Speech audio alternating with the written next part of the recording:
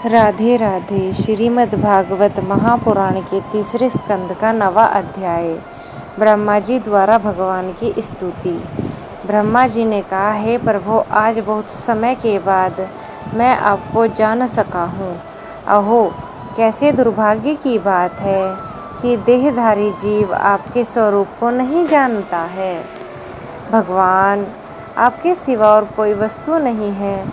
जो वस्तु प्रतीत होती है वह भी स्वरूप से सत्य नहीं है, क्योंकि माया के गुणों को शोभित होने के कारण केवल आप ही अनेकों रूपों में प्रतीत हो रहे हैं। देव आपकी चित्त शक्ति के प्रकाशित होने के कारण अज्ञान आपसे सदा दूर ही रहता है। आपका यह रूप, जिसके नाभि कमल से मैं प्रकट हुआ हूँ, सैकड़ों अवतारों का मूल कारण है। इसे आपके सत्पुरुषों के कृपा करने पर पहले प्रकट किया है। हे परमात्मन, आपका जो आनंदमय भेद रहित अखंड तेजोमय स्वरूप है, उसे मैं इससे भी नहीं समझता। इसलिए मैंने विश्व की रचना करने वाले होने पर भी विश्वातीत आपके इस अद्वितीय स्वरूप को शरण ले में आ पहुँचा हूँ। यही संपूर्ण भूत और इंद्रियों का भी अधिष्ठान है। हे विश्व कल्याण में मैं आपका उपासक हूँ। आपने मेरे हित के लिए मुझे ध्यान में अपना यह रूप दिखलाया है। जो पापात्मा विषयासक्त जीव है, वे ही सदा इसका अनादर करते हैं। मैं तो आपको इसी रूप में बार बार नमस्कार करता हूँ। मेरे स्वामी, जो लोग वेद रूप वायु से लाई हुई आपके चरण रूप कमल कोश की गंध को अपने कर्णपुटों से ग्रहण करते हैं, उन्हें समस्त भक्तजनों के हृदय से आप कभी दूर नहीं होते, क्योंकि वे पराभक्ति स्वरूप डोरी से आपके पाद पद्मों को बांध लेते हैं। जब तक पुरुष आपके अभयप्रद चरणारविंदों का आश्रय नहीं लेता, तभी तक उसे धन पर और बंधुजन के कारण प्राप्त होने वाले भय, शोक, लालसा, दीनता और अत्यंत लोभ आदि सताते हैं, और तभी तक मेरेपन का दुराग्रह वह करता रहता है, जो दुख का एकमात्र कारण है। जो लोग सब प्रकार के अमंगलों को नष्ट करने वाले आपके श्रवण, कीर्तन आदि प्रसंगों से इंद्रियों को हटाकर लेश मात्र विषय सुख के लिए दीन और मन ही मन लालायित होकर निरंतर दुष्कर्मों में लगे रहते हैं, उन बेचारों की बुद्धि देव ने हर ली है। अच्युत उरुक्रम, इस प्रजा को भूख, प्यास, वात, पित्त, कफ, सर्दी, गर्मी, हवा और वर्षा से, परस्पर एक दूसरे से तथा कामाग्नि और दुस्सह क्रोध से बार बार कष्ट उठाते हैं। यह देखकर मेरा मन बड़ा खिन्न होता है। स्वामीन, जब तक मनुष्य इंद्रिय और विषय रूपी माया के प्रभाव से आपसे अपने को भिन्न देखता है, तब तक उसके लिए इस संसार चक्र की निवृत्ति नहीं होती। यद्यपि यह मिथ्या है, तथापि कर्म फल भोग का क्षेत्र होने के कारण उसे नाना प्रकार के दुखों में डालता रहता है। हे देव, औरों की तो बात ही क्या, जो साक्षात मुनि हैं, वे भी यदि आपके कथा प्रसंग से विमुख रहते हैं, तो उन्हें संसार में फंसना पड़ता है। वे दिन में अनेक प्रकार से व्यापारों के कारण विक्षिप्त चित्त रहते हैं, रात्रि में निद्रा में अचेत पड़े रहते हैं। उस समय भी तरह तरह के मनोरथों के कारण क्षण क्षण में उनकी नींद टूटती रहती है, तथा देववश उनकी अर्ध सिद्धि के सब उद्योग भी विफल होते रहते हैं। हे नाथ, आपका मार्ग केवल गुण श्रवण से ही जाना जाता है। आप निश्चय ही मनुष्यों के भक्ति योग के द्वारा परिशुद्ध हुए हृदय कमल में निवास करते हैं। पुण्य श्लोक प्रभो, आपके भक्तजन जिस जिस भगवान से आपका चिंतन करते हैं, उन साधु पुरुषों पर अनुग्रह करने के लिए आप वही रूप धारण कर लेते हैं। हे भगवान, आप एक हैं तथा संपूर्ण प्राणियों के अंतःकरण में स्थित उनके परम हितकारी अंतरात्मा हैं। इसलिए यदि देवता लोक भी हृदय में तरह तरह की कामनाएं रखकर भांति भांति के विपुल सामग्रियों से आपका पूजन करते हैं, तो उससे आप उतने प्रसन्न नहीं होते जितने सब प्राणियों पर दया करने से होते हैं, किंतु वह सर्वभूत दया असत पुरुषों को अत्यंत दुर्लभ है। जो कर्म आपको अर्पण कर दिया जाता है, उसका कभी नाश नहीं होता।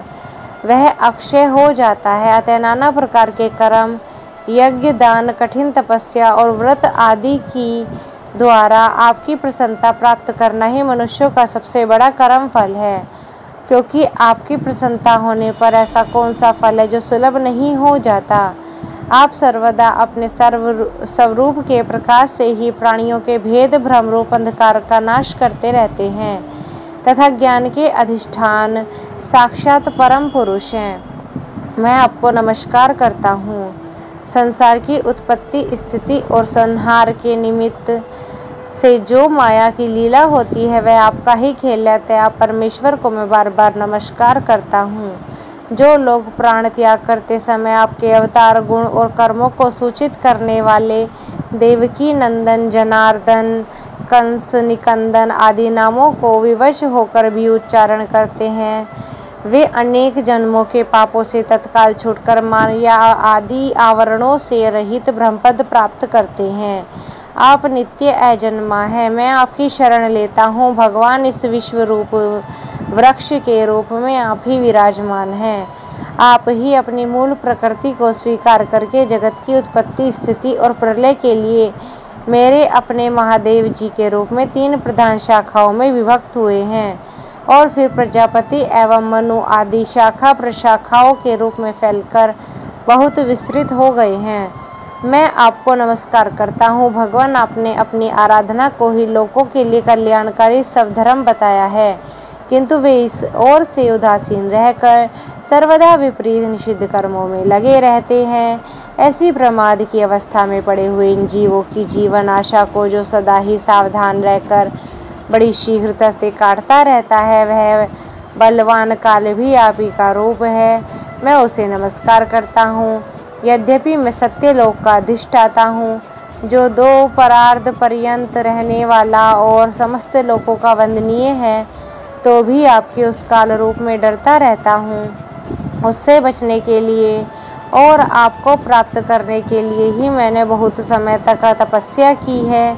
आप ही अधियज्ञ रूप से मेरी इस तपस्या के साक्षी हैं। मैं आपको नमस्कार करता हूँ। आप पूर्ण काम हैं। आपको किसी विशेष सुख की इच्छा नहीं है, तो भी आपने अपनी बनाई हुई धर्म मर्यादा की रक्षा के लिए पशु, पक्षी, मनुष्य और देवता आदि जीव योनि में अपनी इच्छा के अनुसार ही शरीर धारण करके अनेकों लीलाएं की हैं। ऐसे आप पुरुषोत्तम भगवान को मेरा नमस्कार है। हे प्रभु, आप अविद्या, अस्मिता, राग, द्वेष और अभिनिवेश 5 में से किसी के भी अधीन नहीं है। तथापि इस समय जो सारे संसार को अपने उदर में लीन करके भयंकर तरंगमालाओं से विशुद्ध प्रलयकालीन जल में अनंत विग्रह की कोमल शैया पर शयन कर रहे हैं, वह पूर्व कल्प की कर्म परंपरा से श्रमित हुए जीवों को विश्राम देने के लिए ही हैं। आप नाभि कमल के रूप में भवन से मेरा जन्म हुआ है। यह संपूर्ण विश्व आपके उदर में समाया हुआ है। आप ही की कृपा से मैं त्रिलोकी की रचना स्वरूप उपकार में प्रवृत्त हुआ हूँ। इस समय योग निद्रा का अंत हो जाने के कारण आपके नेत्र कमल विकसित हो रहे हैं। आपको मेरा नमस्कार है। आप संपूर्ण जगत के एकमात्र सुहृद और आत्मा हैं तथा शरणागतों पर कृपा करने वाले हैं। अतः अपने जिस ज्ञान और ऐश्वर्य से आप विश्व को आनंदित करते हैं, उसी से मेरी बुद्धि को भी युक्त करें, जिससे मैं पूर्व कल्प के समान इस समय की जगत की रचना कर सकूं। आप भक्त वात्सल कल्पतरु हैं। अपनी शक्ति लक्ष्मी जी के सहित अनेक गुणावतार लेकर आप जो जो अद्भुत कर्म करेंगे, मेरा यह जगत की रचना करने का उद्यम भी उन्हीं में से एक है। अतः इसे रचते समय आपको मेरी चित्त को प्रेरित करना होगा। मुझे शक्ति प्रदान करें, जिससे मैं सृष्टि रचना विषयक अभिमान स्वरूप मल से दूर रहकर सबसे दूर रह सकूं। हे प्रभु, इस प्रलयकालीन जल में शयन करते हुए आप अनंत शक्ति परम पुरुष की नाभि कमल से मेरा प्रादुर्भाव हुआ है और मैं हूँ ही आपकी ही विज्ञान शक्ति। अतः इस जगत के विचित्र रूप का विस्तार करते समय आपकी कृपा से मेरी वेद रूप वाणी का उच्चारण लुप्त न हो जाए। आप अपार करुणामय पुरुष हैं। आप परम प्रेममयी मुस्कान के सहित अपने नेत्र कमलों को खोलिए और शेष सैया से उठ के विश्व के उद्भव के लिए अपने सुमधुर वाणी से मेरा विषाद दूर कीजिए। श्री मैत्रेय जी विदुर जी इस प्रकार तप विद्या और समाधि के द्वारा अपने उत्पत्ति स्थान भगवान को देखकर तथा अपने मन और वाणी की शक्ति के अनुसार उनकी स्तुति कर ब्रह्मा जी थके से होकर मौन हो गए। श्री मधुसूदन भगवान ने देखा ब्रह्मा जी इस प्रलय जल राशि में बहुत घबराए हुए हैं तथा लोक रचना के विषय में कोई निश्चित विचार न होने के कारण उनका चित्त बहुत खिन्न है।